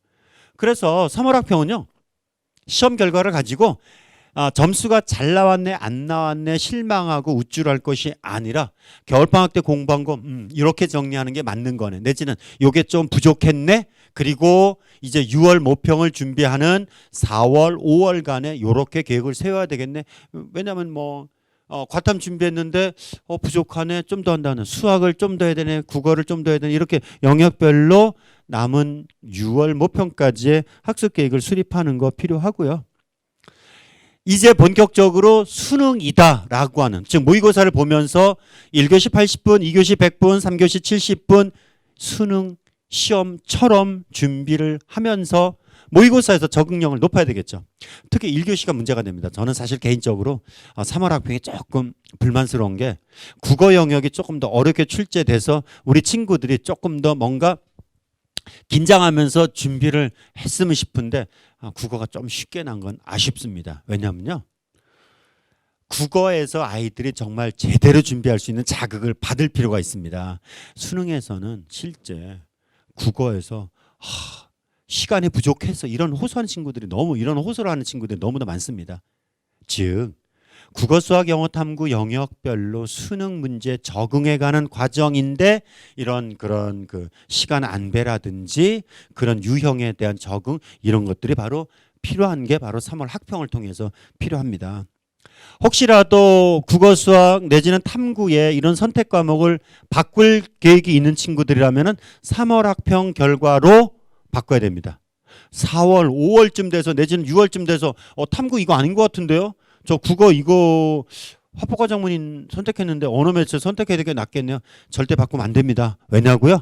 바꾸고 나서 준비할 시간이 너무 적습니다. 우리 친구들이 선택한 과목은요. 지난 2학년 때 고민했고 겨울방학 때 많은 노력을 해서 준비한 과목입니다. 따라서 제 생각에는 섣부르게 이번에 3월 학평 결과를 가지고 점수 안 나오네라고 바꿀 필요는 저는 없다고 생각하는데 그래도 바꾼다면은 3월 학평 결과 보고 한 번입니다. 난도 높은 문항들 다시 정리하는 거는 필수입니다. 자신이 모의고사 문제 풀이를 통해서 유난히 약한 유형이 있다라면 자신의 약점이 보인다면 확인을 해야죠. 모의고사 결과는 모의고사를 치고 3주 후에 나오는데요. 결과가 나오면은 러프한 정도로 대략적으로 정시 어느 정도 돼요. 그리고 수능 최저 기준은 2등급 2개 돼? 3등급 2개야? 이렇게 수능 최저 기준 2등급 2개, 3등급 2개 정도 한번 확인해 보는 것이 필요합니다. 이건 사실 우리 어머님들이 알기보다는 우리 학생들이 더 많이 알아야 되는데요. 아까와 같은 내용입니다. 이번에도 정답률이 낮은 문항 5개씩을 골라봤습니다. 정답률 낮은 거 탑 5. 그랬더니 아까 말씀드렸죠. 1번부터 17번까지가 독서, 18번부터 34번까지가 문학, 그리고 35번부터 45번까지가 선택 문항인데 정답률 낮은 5개 중에서 4개가 이번 3월 달에도 정답률이 뭐 상대적으로 수능보다는 좀 높았습니다만은 정답률 낮은 게 30%, 20%, 30%, 40% 정도 되는 게 독서였고 문학이 한 문제. 결국 선택 문항이 어렵지는 않았습니다. 영어는 역시 빈칸 추론 문제가 어려웠고요. 수학을 보시면은 수능과 똑같습니다. 수능에서도 역시 마찬가지로 수학 1, 2 이게 공통 과목이거든요. 공통 과목에서 어려움을 5개 중에서 3개가 공통 과목이고 2개가 선택 과목입니다. 거의 뭐가 나와요? 21, 22, 29, 30번 4개 문항 다 공통입니다. 4점짜리 문항입니다. 결국 일단은 공통 과목에서 점수를 올리려고 하는 노력이 필요합니다. 3주 후에 성적표가 나오면은요. 1학년, 2학년 때보다 우리 어머님들이 조금 더 관심 가져야 될 필요가 있는 거는 바로 이 성적표를 어떻게 활용할까. 물론 3학년 담임 선생님들이 학교에서 1, 2학년 때보다 훨씬 더 이 모의고사 결과를 가지고 활용하는 안내를 많이 하실 겁니다. 지도를 많이 하실 거예요. 근데 저는 어머님들 좀 보셔야 되는 게 사실 어머님들 이거 보시면서 뭐 이렇게 숫자가 많아. 이 부분만 보셨죠. 여기 등급만. 그렇죠? 근데 등급은 사실 2개만 보시면 돼요. 2등급 2개 되니? 아니면 3등급 2개 되니? 요거 이외에는 활용할 가치가 없습니다. 즉 수능 최저 기준은 그냥 큰 틀에서 2등급 2개, 3등급 2개 정도 활용하는데 우리 학생들이나 어머님들이 관심 있게 보는 부분이 바로 이 부분이고 나머지를 거의 안 봐요. 위쪽의 부분은 이거는 성적이 나와 있는 부분이지만 이거보다 더 중요한 건 아래쪽에 보충학습을 위한 부분, 이 부분이 필요합니다. 등급은 수능 최저 기준을 위한 수시 활용용이지만은 이 부분 100분 이는 이제 계속 봐야 됩니다. 여태까지는 등급을 보셨다면 이제는 100분 이를 보십시오. 왜냐고요?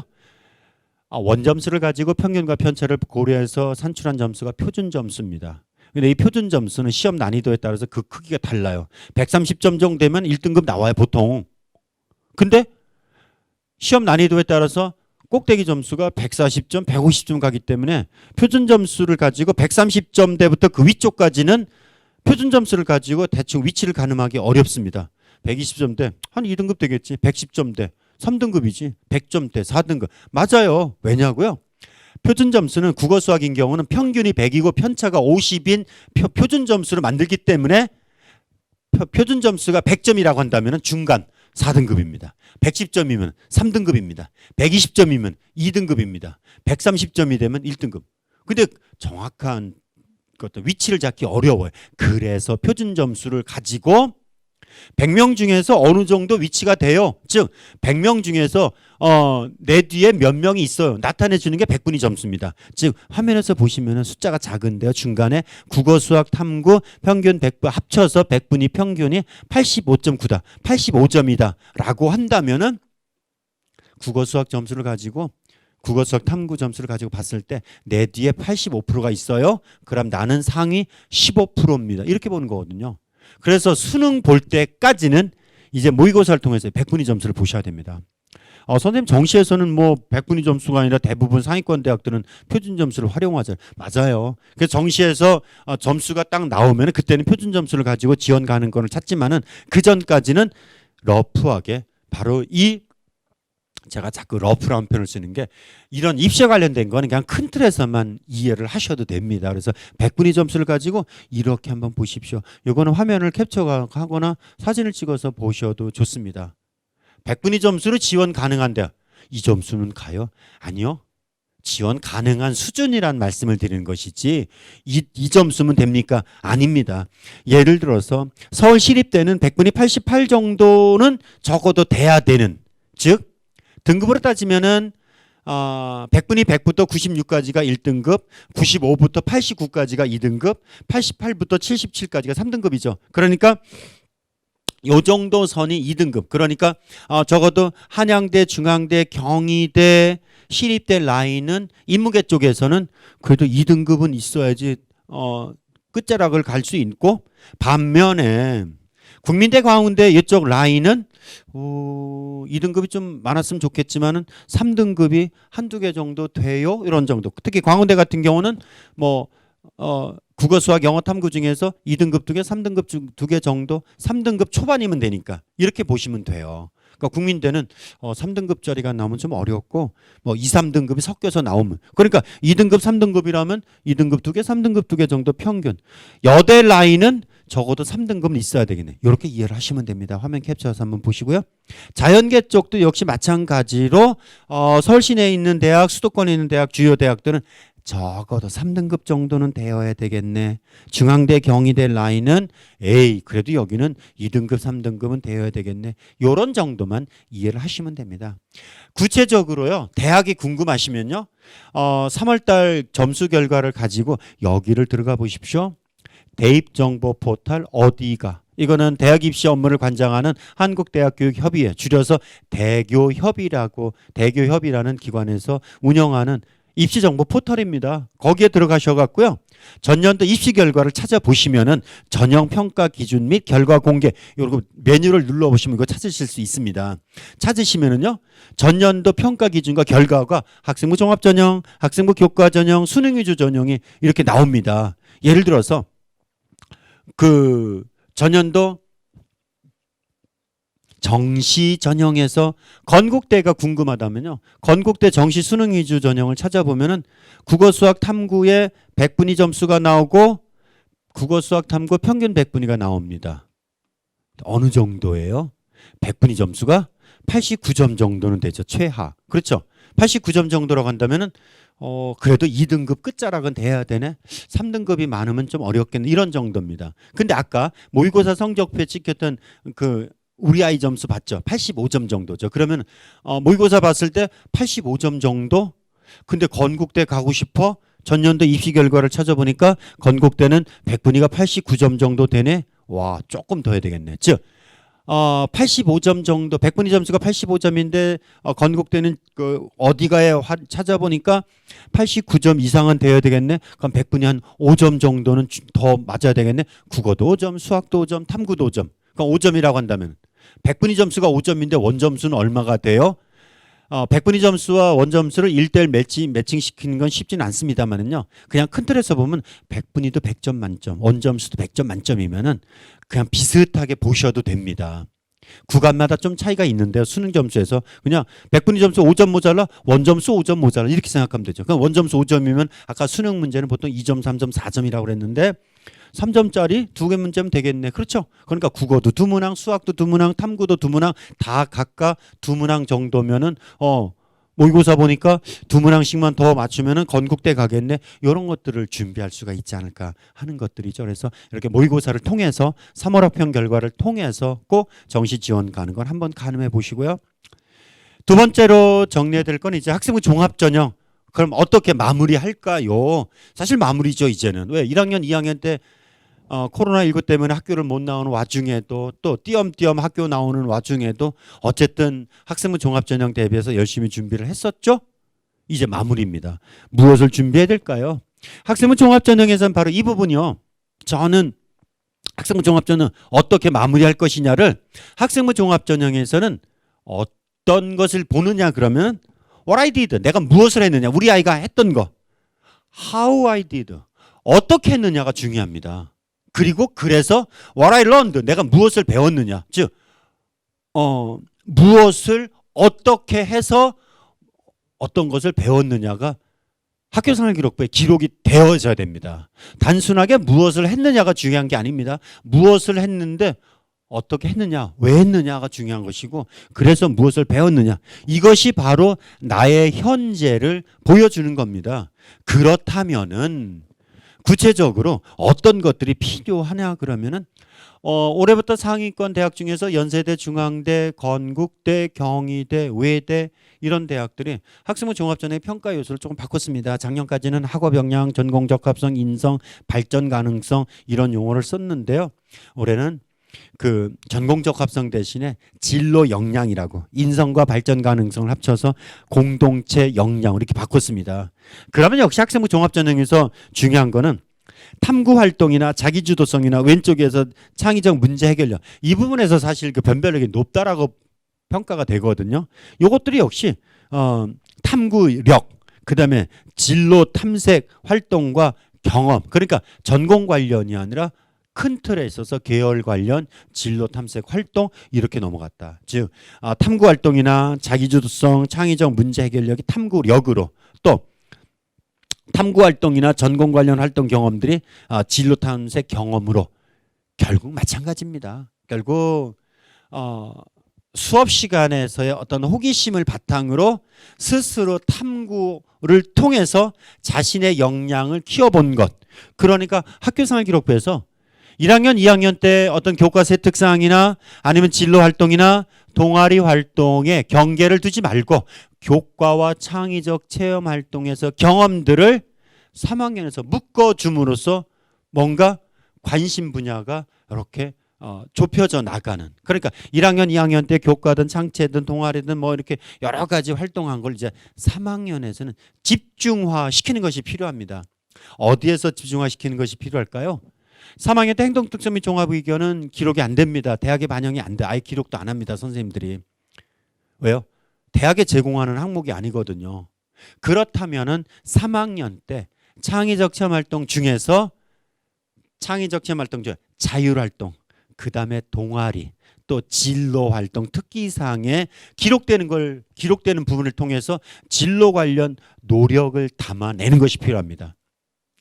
그리고 서울 상위권 15개학 중에서 고려대, 서강대, 외대, 그리고 이화여대, 숙명여대, 홍익대 이 대학들이 자기소개서를 받지 않습니다. 자기소개서를 받지 않으면 뭐 잘 됐네. 뭐 자기소개 쓰느라고 이렇게 쓸데없는 역량 허비하지 않아도 아니요. 학생부 종합전형에서는 우리 학생들 입장에서는 자기소개서를 통해서 뭔가 어필하는 것이 훨씬 유리합니다. 왜냐고요? 학교생활기록부에 결과만 기록되어 있는 그 과정과 활동의 목적을 설명해 주는 게 자기소개서거든요. 그럼 자기소개서가 제출 서류에 포함되지 않는다라고 한다면은 3학년 때 학교생활기록부에 창의적 체험활동에서의 자율활동이나 진로활동, 동아리활동 쪽에서 뭔가 이런 모집단위 관련 어떤 그 관심과 역량 등을 더 보여줄 필요가 있습니다. 그래서 독서를 바탕으로 탐구활동을 진로 관련 탐구활동의 모습들을 보여주는 게 필요하고요. 당연히 3학년 때는 교과 등급이 우선입니다. 그렇지만은 독서를 바탕으로 해서 뭔가 스스로 문제를 해결하는 과정을 통해서 탐구 역량을 키우는 것들이 꼭 필요합니다. 아까 말씀드린 자기소개서가 제출되지 않는 대학이 늘어난 추세이기 때문에 연결고리를 창의적 체험 활동에 꼭 보여주는 게 필요한데요. 말씀드린 것처럼 고려대, 서강대, 숙명여대, 이화여대, 외대, 홍익대, 한양대는 뭐 원래부터 자기소개서가 없었던 서류 자체가 없었던 학교니까 7개 대학, 15개 대학 중에서 이 대학들이 자기소개서를 받지 않습니다. 올해. 아까 서두에서 말씀드린 게 논술 전형. 그래도 기회가 된다. 그렇지만은 많이 쓰는 것보다는 한두 개 전형을 집중 공략해야 되는 그 이유는 바로 이런 이유 때문입니다. 대학들마다 논술 문제 유형들이 다 다릅니다. 너무 다릅니다. 영어가 포함되는 대학, 수리 논술이 포함되는 대학. 그러니까 아니 인문계 쪽 친구들이 수학을 잘 못해요. 그런데 저는 건국대 가기 위해서 내지는 저는 그 서강대 가기 위해서라고 한다면 여기를 쓰면 안 됩니다. 왜냐면요. 이런 그 경제 관련 그 통계 도표 분석이나 수리 논술이 포함되기 때문이거든요. 즉 논술은 감성적으로 꼭 이 대학을 가겠다라고 해서 선택하는 것이 아니라 논술 유형을 확인하고 이런 정도 유형이면은 내가 좀 만만하겠네. 즉 대학을 선택하고 논술 전형을 선택해서 준비하는 것이 아니라 논술 유형을 선택하고 그 다음에 거기에 적절한 대학을 선택하는 이런 쪽으로 가야 됩니다. 그래서 6개보다는 하나 정도 많아야 2개 정도는 학생부 교과전형, 종합전형과 더불어서 준비해보는 것도 방법이 될 수 있는데요. 학원을 가면은 시간이 너무 많이 소비됩니다. 보통 가면은 4시간, 5시간 그러면 일주일에 한 번 가요. 근데 토요일 날은 일요일 날이잖아요. 근데 토일 밀린 공부해야 되는 국어, 수학 보완하고 학원 다니는 친구들이라고 한다면 더더욱 쉽지 않은 거죠. 그래서 요거는 학원을 다니기보다 내일 3월 31일입니다. 내일까지 각 대학은 선행학습 영향평가 보고서라는 걸 탑재하게 됩니다. 선행학습 영향평가 보고서라는 거는 논술 문제 이렇게 출제했어요. 논술 문제 배점이 이렇게 됩니다. 논술 문제 부분 점수 이렇게 됩니다. 논술 문제 모범답안 이렇습니다. 논술의 알파와 오메가까지 쫙 다 풀어줍니다. 보여줍니다. 그게 이미 4년치가 대학 홈페이지에 탑재되어 있습니다. 그 자료만 충분히 분석하신다면은 이렇게 준비하면 되겠네. 즉 수능 준비하면서 논술 틈틈이 준비하는 정도 이제 학원을 통해서 준비하는 것들은 정말 시간 낭비가 될 수도 있습니다. 자연계도 역시 마찬가지고 유형별. 그래서 꼭 보셔야 될 게 대학 홈피를 활용해서 모의 논술이라든지 선행학습 영향평가 보고서라든지 내지는 논술 가이드북 같은 걸 통해서 대학 홈피에 있는 자료들입니다. 이런 거를 통해서 꼭 준비하시기를. 논술 전형은 수능과 반드시 병행하지 않으면은 쉽지 않습니다. 상위권 대학에서는 80% 이상의 수능 최저 기준을 적용하고 있습니다. 그래서 논술 하면은 수능 최저 없는 논술은 피하십시오. 논술 전형 준비하는 친구들 이런 친구들이 있습니다. 교과 성적이 좀 밀려서요. 또 서류 준비가 좀 미흡해서 학생부 종합 전형이 안 돼서요. 수능이 더 안 돼서요. 선택할 전형 없습니다. 그러면요. 어떠한 전략이나 어떠한 상담도 점수에 우선할 수는 없습니다. 그래서 논술 전형을 선택한다고요? 그건 시간 낭비입니다. 즉 논술은 수능이 어느 정도 되는 친구들이 선택하는 전형이지 교과도 안 돼요. 수능도 안 돼. 그런데 학원 가서 상담했더니 뭐 수능 최저 없는 데 가면 되고 그다음에 내신 성적 상관없어. 라고 어디서 말한다면 그건 사기 수준입니다. 일단은 수능을 어느 정도 풀 수 있는 역량이 되지 않으면은 인문이든 자연이든 되지 않는다는 거. 그러니까 그 시간에 일단 수능 준비 더 하시는 게 나을 듯합니다. 마무리할게요. 우리 친구들은 지금 대입 성공을 꿈꾸고 있습니다.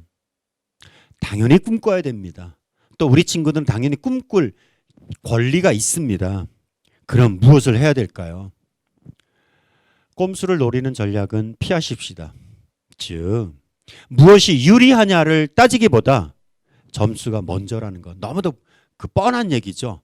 근데 우리 친구들은요 일정 수준의 점수는 안 되는데 그래도 방법이 뭐 있지 않을까요? 없습니다. 분명히 말씀드립니다. 일단 일정 수준의 점수를 만들려고 하는 노력이 우선이지 성적은 안 되지만은 어떤 방법이 없을까요?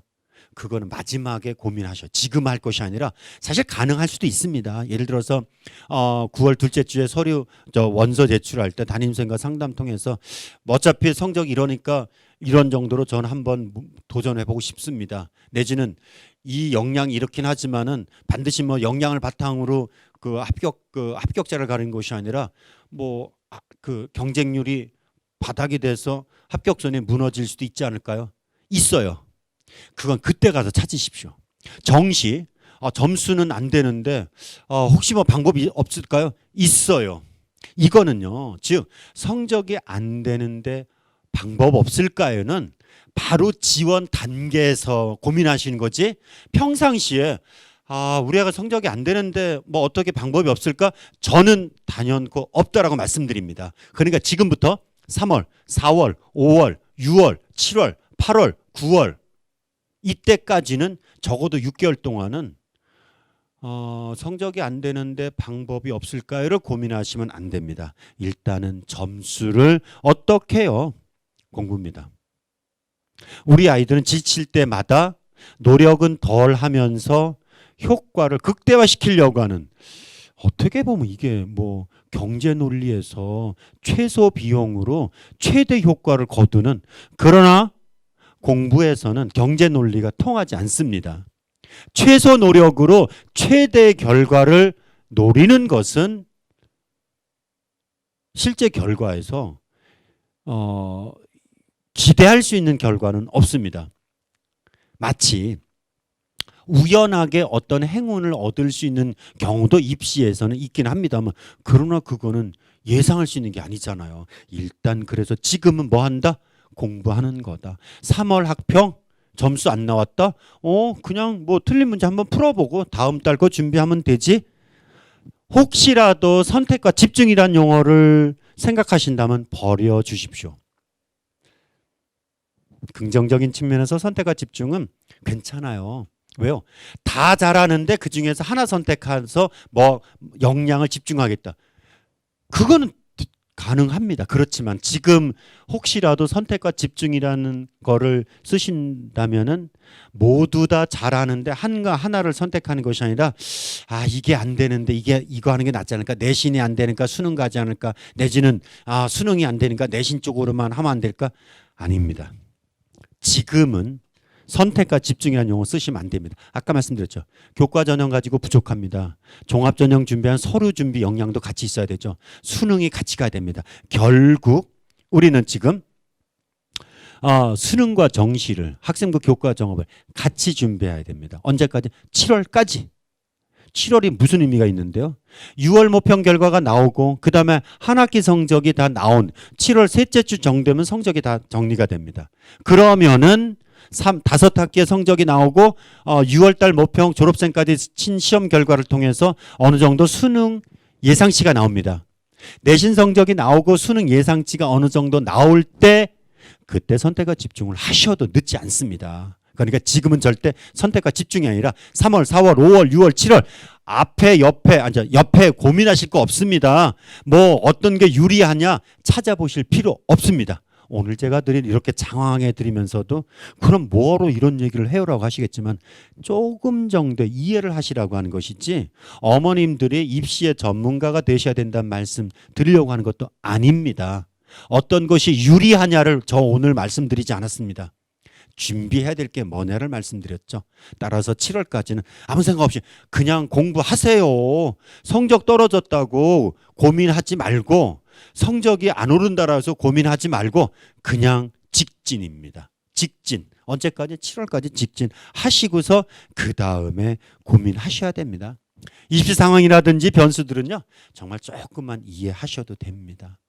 우리 아이들은 시험 볼 때마다 고민합니다. 내가 정말 그 대학 갈 수 있을까?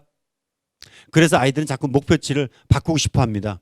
근데 어머님들 아시잖아요. 우리 아이들이 살아갈 날들이 얼마나 창창하게 많이 남았습니까? 앞으로 살 날이 훨씬 많은 우리 청춘들, 그까지 시험 한번 잘못 봤다라고 해서 목표치를 낮출 필요가 있을까요? 아니요. 목표치를 낮추기보다 현재 위치를 조금 더 확실하게 확인을 하고 그 차이가 어느 정도 되는지를 확인한 다음에 그 차이를 메꾸려고 하는 노력. 이게 공부입니다. 3학년 때 공부는 많이 할 필요 없어요. 성실, 열심 이런 덕목은 필요하지만은 많이라는 이 덕목은 필요 없습니다.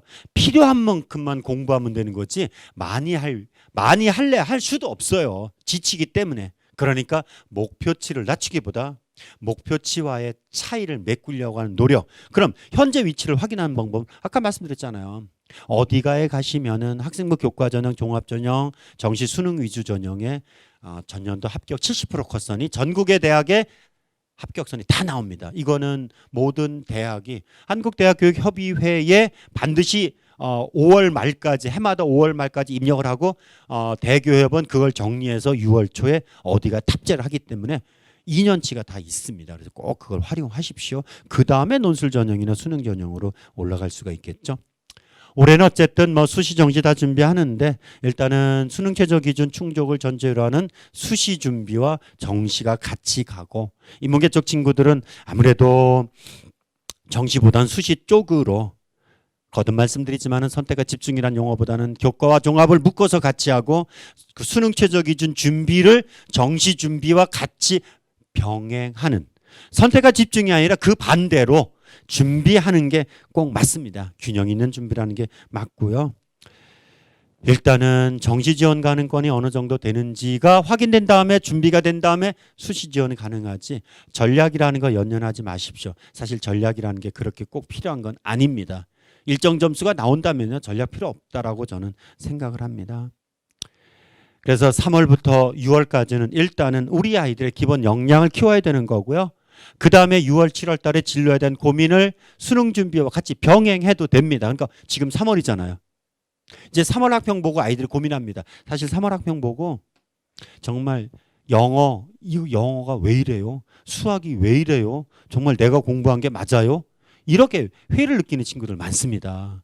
그리고 아마 그 4월 13일 날 성적표가 나오면은요.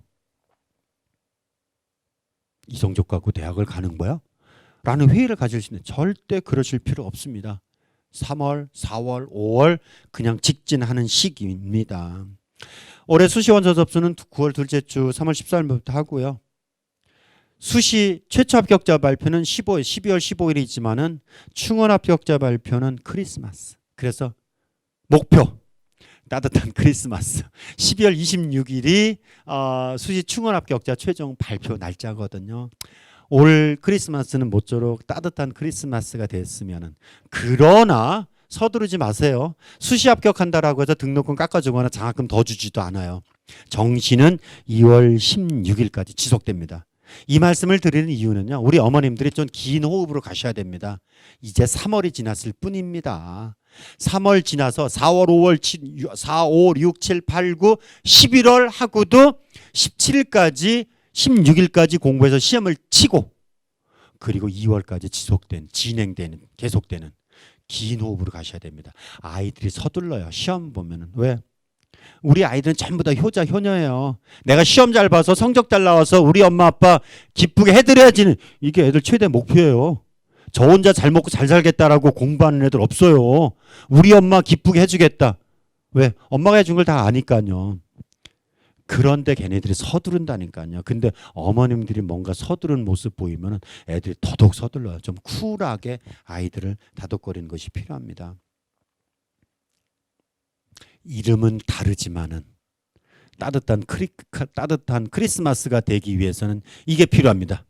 어떤 대학은 합격증, 어떤 대학은 입학 허가 통지서, 어떤 대학은 합격 확인서, 뭐 이런 이름이 있어요. 이게 바로 우리 목표. 따뜻한 크리스마스를 위한 증서 반드시 얻게 될 거라 믿습니다. 우리 아이들이 바로 이러한 따뜻한 크리스마스 카드, 이거보다 더 큰 크리스마스 카드가 있겠습니까? 이런 따뜻한 크리스마스 카드를 받기까지 남은 기간들 뭐 그렇게 많지 않습니다. 지난 2년 동안 우리 아이들 뒷바라지 고생하셨죠? 이제 1년 남았습니다. 모쪼록 아이들이 따뜻한 크리스마스를 크리스마스를 지내기 위해서 산타 할아버지한테 이 카드를 받을 그날까지 우리 아이들의 꿈이 이루어지도록 응원하도록 하겠습니다. 감사합니다.